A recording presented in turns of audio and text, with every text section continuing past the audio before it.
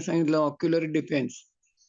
पहिल्यांदा आता मॅडम म्हटल्या बघा, मी आणि पद्मजा पाटील आम्ही आतंकवादी आहोत, आतंकी प्रोडक्ट खाण्याबाबत, न्यूट्रिशन खाण्याबाबत. तर त्याचं कारण सांगतो, की आता बरेच लोकांना प्रॉब्लेम असताना तुम्ही काही लोकांनी आता फ्यूल चालू केलेला आहे किंवा काय. तर मी यांना सांगतो ना, मला कुठलाही प्रॉब्लेम नाही. झाल्यानंतर prevention is better than cure म्हणताना सगळं छान वाटतंय. पण पहिल्यापासून जर आपण बिघडल्यानंतर सुद्धा होऊ शकते. पण पहिल्यापासून मी त्याच्यावर काम करायला लागलोय. लक्षात आलं आणि सप्तधातूचा विषय तुम्ही ऐकला असेल बघा. 7 धातूमध्ये आपण काय खातो ते कन्व्हर्ट होत जातं. आणि म्हणून रोज जर तुम्ही हे घेतला म्हणजे त्याला तो सप्तधातूचा ज्यांनी ऐकला असेल की नाही त्यांना शंका यायचं कारणच नाही. हे किती दिवस घ्यायचं, हे किती दिवस घ्यायचं.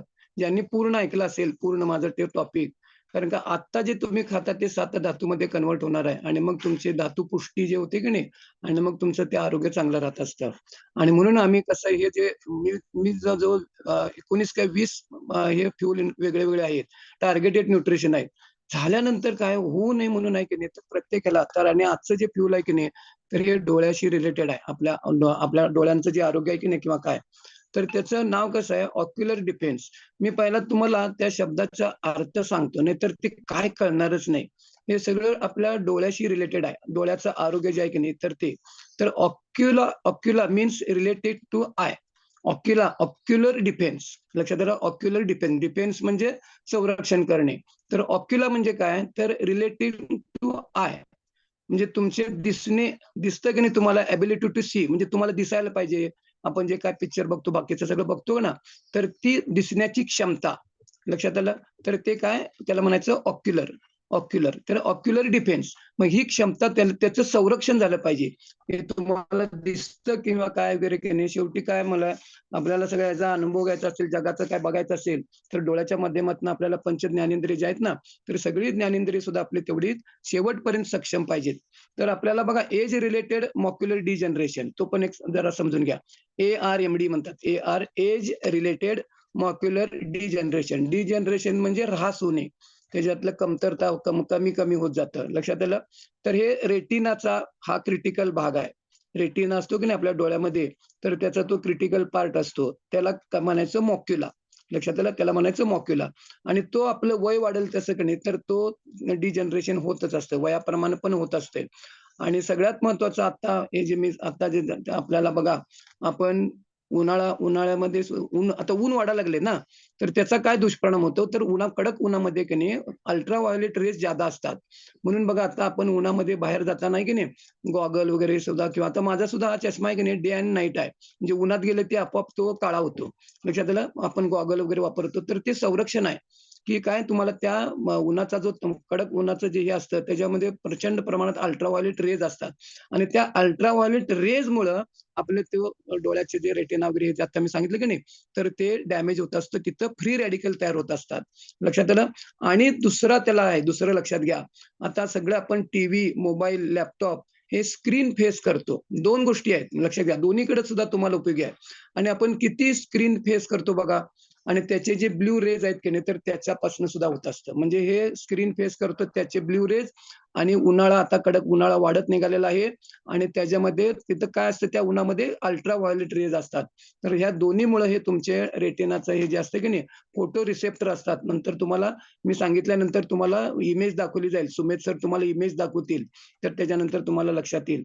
तर आता आपलं जे हे आहे की नाही फ्यूल आहे ऑक्युलर डिफेन्स तर ते तुमच्या बघा त्याच्यामध्ये काय इन्ग्रीडियंट्स आहेत ते मी पहिल्यांदा तुम्हाला सांगतो.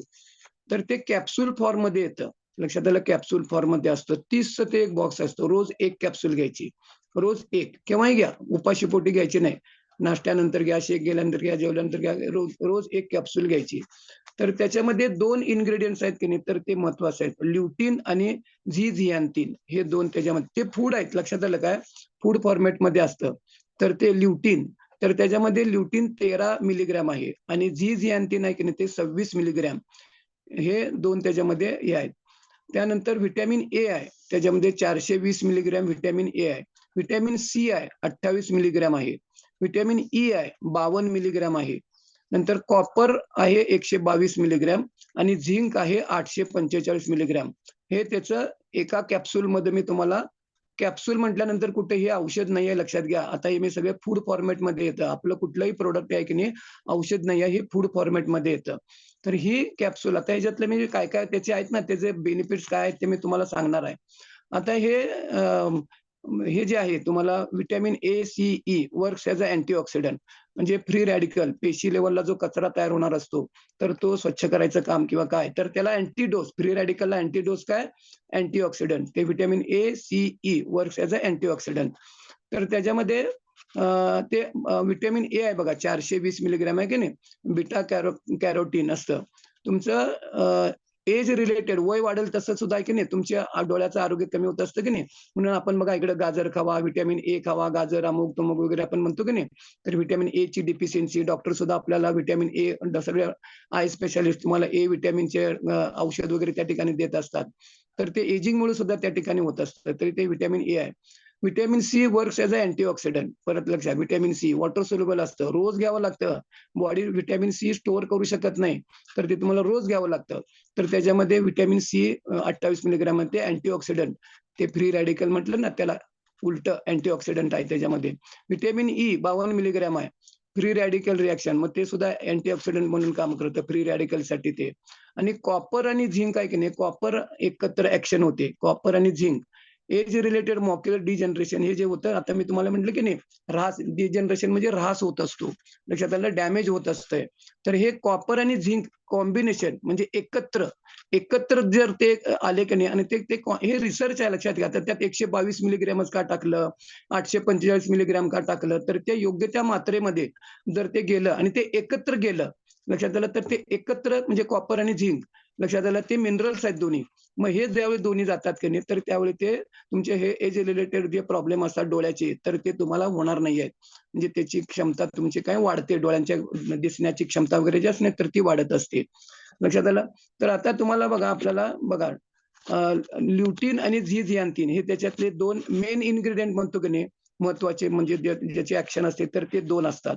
ते ल्युटीन आणि झिंथायलिन आर मेन म्हणजे त्याचे डायटरी कार्टिनॉइड्स म्हणतात. तुमच्या त्या ह्याच्यामध्ये असतात.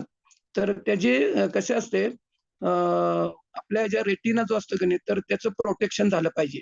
तर ते प्रोटेक्शन होणं आवश्यक त्या ठिकाणी असतं. आणि आपण हे आता मी तुम्हाला सांगितलं की नाही टीव्ही, मोबाईल, लॅपटॉप वगैरे बघत असतो किंवा काय, तर त्याचे जे ब्लू रेज असतात, तर ते ब्लू रेजमुळं ते काय होत असतं, तो रेटिनाचा तो हे ऑक्युलर हे काय असतं ते डॅमेज होत असतं. आणि तसंच सूर्यप्रकाशामध्ये आता मॅडम म्हटल्या जे उन्हाळा, कडक ऊन आहे आणि त्याच्यामधले अल्ट्राव्हायोलेट रेज ते लक्षात घ्या. आणि त्याच्यामुळं ते आपलं ते डोळ्याचा रेटिनाचा तो असं पार्ट असतो की नाही मॉक्युलर, तर ते डॅमेज होत असतं. आणि म्हणून आपल्याला ते टीव्ही, मोबाईल, लॅपटॉपचे ब्लू लाईट्स असतात.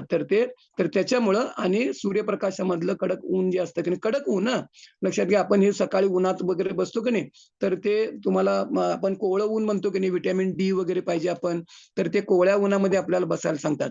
नाहीतर मला व्हिटॅमिन डी पाहिजे आणि मी कडक उन्हात बसलोय असं नाही. तर तिथं कडक उन्हामध्ये अल्ट्राव्हायोलेट रेज जास्त असतात आणि आता तर उन्हाळा वाढत निघालाय. तर त्याच्यामध्ये त्याचं प्रमाण असतं की नाही, तर ते जादा असतं. तर ते काय करत असतं, तुम्हाला जास्त ते हे करत असतं. आणि त्यानं काय होतं reactive oxygen, harmful reactive oxygen असतात. हां, आता हे मेडिकल शब्द येणार. हार्मफुल रिएक्टिव्ह ऑक्सिजन आणि त्याच्यामुळे ते फ्री रॅडिकल म्हणजे पेशी लेव्हलचा कचरा, फ्री रॅडिकल म्हणजे पेशी लेव्हलचा कचरा तयार होत असतो आणि त्याच्यामुळे तुमच्या त्या दृष्टीवरती की नाही तर तो परिणाम होत असतो आणि मग आपलं आरोग्य त्या ठिकाणी डोळ्याचं आरोग्य प्रामुख्याने काय होत असतं ते बिघडत असतं. आणि आता बघा आपल्याला वयाप्रमाणे सुद्धा आहे की नाही, बघा वय झाल्यानंतर सुद्धा तुम्हाला हे मोतीबिंदू, अमुक काचबिंदू, मोतीबिंदू वगैरे होत असतात की नाही, तर ते होतच असते बघा.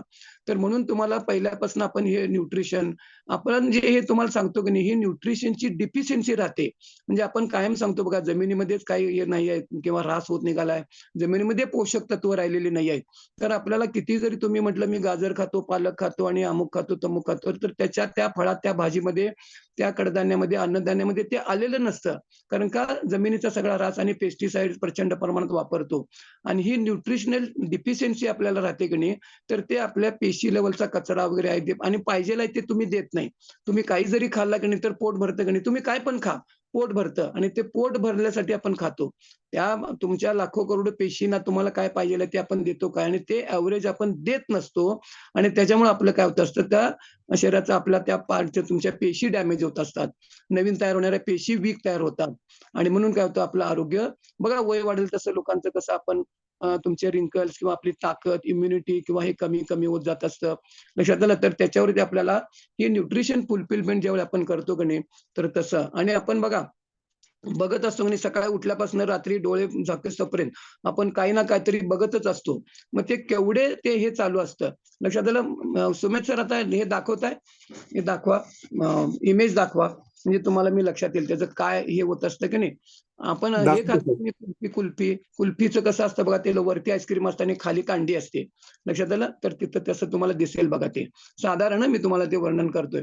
तर तसं ते हे जे असतात की नाही फोटो रिसेप्टर असतात. म्हणजे तिथं तिथं रेटिनावरती तुमच्या जे फोटो पडत असतो.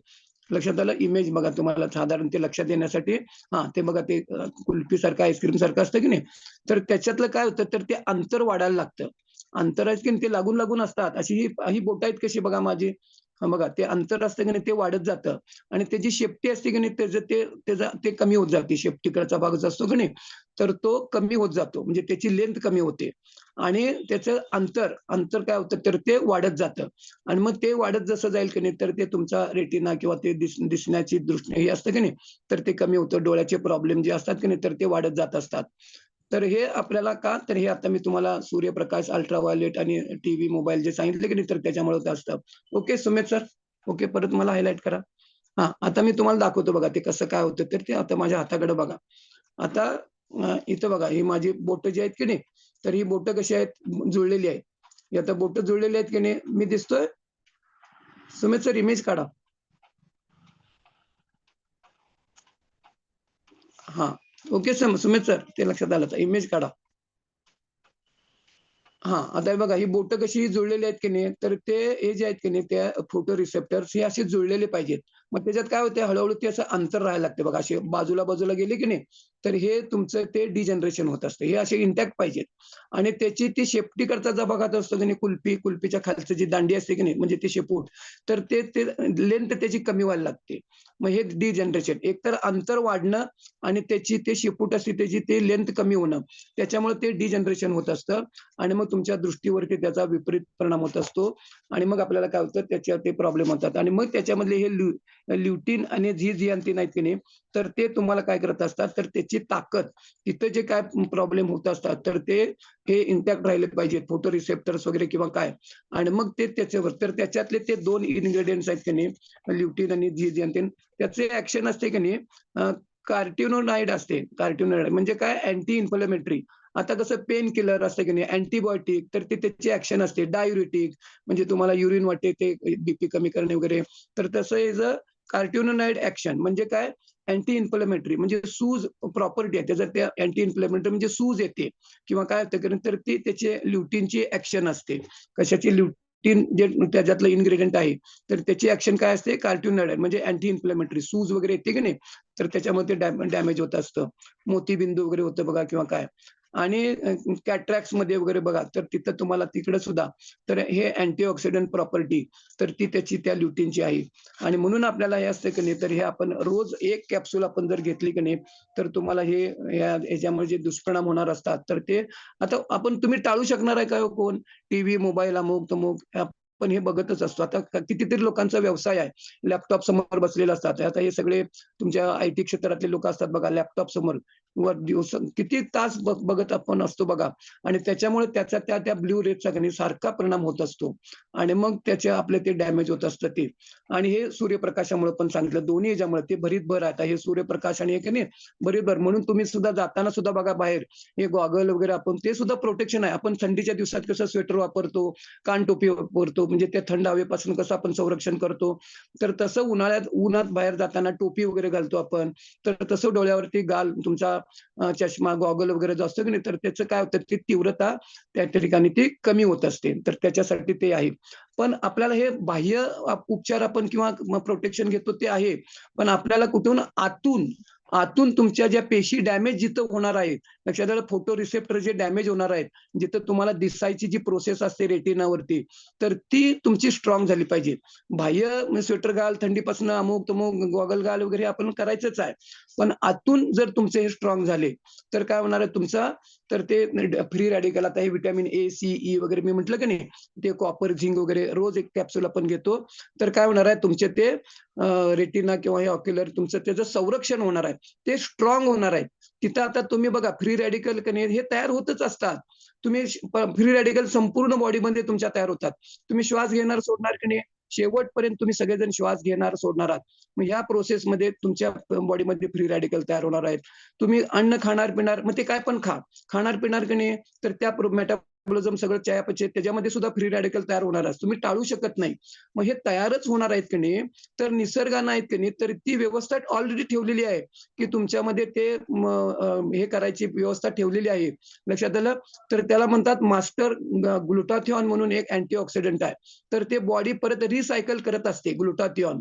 लक्षात आलं? तुम्ही इकडं पर्सनलाइज्ड प्रोटीन पावडर घेता की नाही, तर त्याच्यामुळे ते ते 9 इसेन्शियल अमायनो ॲसिड मी नेहमी सांगतो बघा, प्रोटीन कोण-कोण घेता, तर तिथनं तुमचं ग्लुटाथिऑन हे 9 इसेन्शियल अमायनो ॲसिड वगैरे ते सगळं जातं, राहिलेले 11 बॉडी तयार करतं आणि मग तुमचं काय ते मास्टर ग्लुटाथिऑन जे आहे की नाही, तर ते अजून स्ट्राँग होतं. म्हणजे ते बॉडी तयार करतच असते आणि हे तुम्ही बाकी अनहेल्दी जे आपण लाईफस्टाईल जी असते की नाही, तर तसं त्यानं काय होत असतं, तर मास्टर ग्लुटाथिऑन तुमचं कमी होत असतं. मी तुम्हाला जाता-जाता लक्षात आलं म्हणून सांगतो. तुम्ही हे पॅरासिटामॉल गोळी खाता की नाही तापावरती, क्रोसिन, पॅरासिटामॉल, कॅलपॉल वगैरे, डोलो वगैरे कोण-कोण घेता बघा. तर त्या औषधाचा आता तिथं टॉपिक नाही, पण त्याला रिलेटेड आहे म्हणून मी तुम्हाला सांगतो. तर त्या औषधाचा दुष्परिणाम असतो पॅरासिटामॉलचा. काय तर हे मास्टर ग्लुटाथिऑन जे असतं की नाही, तर ते डॅमेज करत असते. तर ते लक्षात आलं? म्हणून हे बघा गरज आहे तिथं आपल्याला नक्की औषध घ्यायला पाहिजे. पण आपण नेहमी इकडे काय सांगतो रूट कॉजवर आपल्याला काम करायला लागत असतं. आणि मग हे निसर्गाने आपण हे केमिकल फॉर्मॅटमध्ये वरनं घालतो की नाही, तर हे निसर्गाने जे मास्टर ग्लुटाथिऑन जे आहे, तर ते डॅमेज होत असतं. फ्री रॅडिकल वाढतात आणि म्हणून मग त्याला अँटीडोस आपण आता मल्टीव्हिटॅमिन टॅबलेट कोण-कोण घेता, मग त्याच्यामध्ये सुद्धा अँटीऑक्सिडंट प्रॉपर्टी आहे. तुम्ही एनर्जी ड्रिंक घेता की नाही, त्याच्यामध्ये सुद्धा अँटीऑक्सिडंट प्रॉपर्टी आहे. मग हे फ्री रॅडिकल आहे की नाही, हे तयार होणारच आहेत. तर तसं तुमचं आता हे तुम्ही हे घेता की नाही, आता बघता, टीव्ही बघता, मोबाईल बघता, सूर्यप्रकाशामध्ये हे सगळे जेवढे तुमच्या आहारमध्ये अँटीऑक्सिडंट असतील, मग या मल्टीव्हिटॅमिन किंवा तुम्ही एनर्जी ड्रिंक घेता. तुमच्या फॉर्म्युला 1 मध्ये सुद्धा व्हिटॅमिन ए, सी, ई आहेत. आता डॉक्टर बी कॉम्प्लेक्स तसं आधीसारखं लिहून देत नाहीत. व्हिटॅमिन ए, सी, ई हे जास्त लिहून देतात. कारण ते वर्क्स ॲज अ अँटीऑक्सिडंट आणि ह्या कॅप्सूलमध्ये सुद्धा मी सांगितलं की नाही कॉम्बिनेशनमध्ये हे व्हिटॅमिन ए, सी, ई आहे. तर ते अँटीऑक्सिडंट वगैरे म्हणून काम करत असतात आणि हे सगळे फ्री रॅडिकल तयार होतात की नाही, हे ल्युटिन आणि झियान्थिन तर त्याचा तो मेन हे असतो आणि मग तुमचा हा रेटिना किंवा हे फोटो रिसेप्टर जेवढे स्ट्राँग राहतील की नाही, मग तुम्हाला तिकडे ते डोळ्याला डॅमेज होत नाही लक्षात घ्या आणि हे होणारच आहे. तुम्ही टाळू शकणार नाही. डॅमेज झाल्यानंतर नका करू. आता हे मी ज्यावेळपासनं कंपनीनं सुरू केले ना, त्यावेळपासून रोज एक कॅप्सूल घेतो. मला कुठलाही आता माझं वय 67 आहे. मला कुठल्याही कोणत्याही प्रकारचं लक्षण जे आहे की नाही, डोळ्याचे आता मला जरी चष्मा असला, तो गेले कित्येक वर्ष तोच आहे. तो नंबर बदलत पण नाही आणि वाढत पण नाही. कमी पण होत नाही आणि वाढत पण नाही. स्टेबल आहे तो. लक्षात आलं? आणि आता ह्या वयामध्ये लोकांचे मोतीबिंदूचे वगैरे माझे कितीतरी दोस्त आहेत, त्यांचे ऑपरेशन झालेले आहेत. तर हे का? तर ही न्यूट्रिशन फुलफिलमेंट आहे. आणि ही जर आपण करत राहिलो की नाही, रेग्युलर देत राहिलो की नाही, तर आपल्याला रोग झाल्यानंतर उपचार करणं भाग वेगळा. होऊ नये म्हणून जे आपण करायला पाहिजे की नाही, तर ते वाट बघत बसू नका आणि तुम्ही कोणीही इथं टाळू शकणार नाही. या टीव्ही, मोबाईल, लॅपटॉप, सूर्यप्रकाशामध्ये घरातच बसतो वगैरे असं होणार आहे काय? नाही होणार आहे. तर आपल्याला कर्णाला कशी कवच कुंडल होती की नाही, तर तसं आपण हे कवच कुंडल सगळं प्रोटेक्शन, इम्युनिटी वाढते. प्रोबायोटिक घेता की नाही सिम्पली प्रोबायोटिक, तुमची इम्युनिटी वाढते. म्हणजे ते पण एक तुमचं काय ते प्रोटेक्शनच आहे. मग तसं डोळ्याचं जर तुम्हाला संरक्षण करायचं असेल, तर एक कॅप्सूल जेवल्यानंतर घ्या, उपाशीपोटी घ्यायची नाही. लक्षात आलं? तर आपण ही जर एक कॅप्सूल घेतली की नाही, तर तुम्हाला त्या ठिकाणी चांगल्या प्रकारे उपयोग त्या ठिकाणी झालेला दिसून येईल आणि मस्त आहे आणि त्याच्यामध्ये स्टोरेज कंडिशन वगैरे आहे. ते अवे फ्रॉम सनलाईटपासून ते लांब ठेवा. कोरड्या ठिकाणी ठेवा. नंतर लाईट त्याच्यावर डायरेक्ट पडला नाही पाहिजे. लहान मुलांच्यापासून लांब ठेवा. प्रेग्नंट आणि जे ह्याच्या लेडीज असतात ना, तर त्यांना म्हणजे लॅक्टिंग वुमन म्हणतात. तर त्यांना सल्ल्याप्रमाणे घ्या. म्हणजे त्याच्यावरती ते इन्स्ट्रक्शन दिलेले आहेत आणि पूर्ण तुमच्या डोळ्याचं संरक्षण शेवटपर्यंत कुणाकुणाला हे सगळं सृष्टी सौंदर्य बघायचं आहे, छान छान सगळं कुणाकुणाला बघायचं आहे, तर ह्या ऑक्युलर डिफेन्सला तुम्हाला पर्याय नाही. लक्षात ठेवा, तुम्हाला हे डोळ्याचं जर आरोग्य बिघडून द्यायचं नसेल, तर आपल्याला रोज 1 कॅप्सूल जर तुम्ही घेतला, तर हे सगळे तुमचं रेटिना, हे मी तुम्हाला सांगितलं की नाही, हे डॅमेज व्हायचे फोटो रिसेप्टर्स ते होणार नाही. लक्षात आलं, फ्री रॅडिकल हे तयार होणारच आहेत. आपण काही गोष्टी टाळू शकत नाहीत आणि त्याच्यासाठी सुद्धा आपल्या डोळ्याची क्षमता, आपल्या शरीराची क्षमता, आपल्या शरीरातल्या लाखो करोडोंची पेशींची क्षमता, लक्षात आलं, हे जर आपण वाढवलं आणि हे वेगळ्या प्रकारचे आपण जे फ्यूल इन्फॉर्मेशन आपण देतो, योग्य तो आहारामध्ये सुद्धा आपण बदल सांगतो. लक्षात आलं, मग तिकडं काय जे आहारामध्ये तुमच्या कोच तुम्हाला गाईड करतो बघा, काय खा, काय खाऊ नका. तर हा सगळा एकत्रित काय असतो, त्याचा रिझल्ट त्या ठिकाणी येत असतो. Okay madam. चलो जोरदार क्लॅपिंग करू आपण शेडे सरांसाठी. कारण का की खरंच डोळ्यांचं ज्याच्यामुळं आपण सगळं हे ज्ञान ग्रहण करायला लागलोय, त्याची केअर करणं हे आपलं सगळ्यांचं कर्तव्य आहे. मग ते सगळ्यासाठी बरं का, बॉडीसाठी. आज डोळ्याचं सांगितलं म्हणून डोळेच का, कान पण तेवढेच महत्वाचे आहेत. सगळ्याच गोष्टी तेवढ्याच महत्वाच्या आहेत. आणि आपण सगळेजण प्राऊड फील करायला पाहिजे की आपण सगळे काम करायला लागलोय. आपण स्वतः या सगळ्या गोष्टींवर काही ना काही काम करायला लागलोय, थोडं थोडं तर काही ना करायला लागलोय, हे खूप महत्वाचं आहे. ओके, आणि असंच काम करायला लागलेत वेट लॉस मॅरेथॉनवर. वेट लॉस मॅरेथॉनच्या ऑल पार्टिसिपंट्स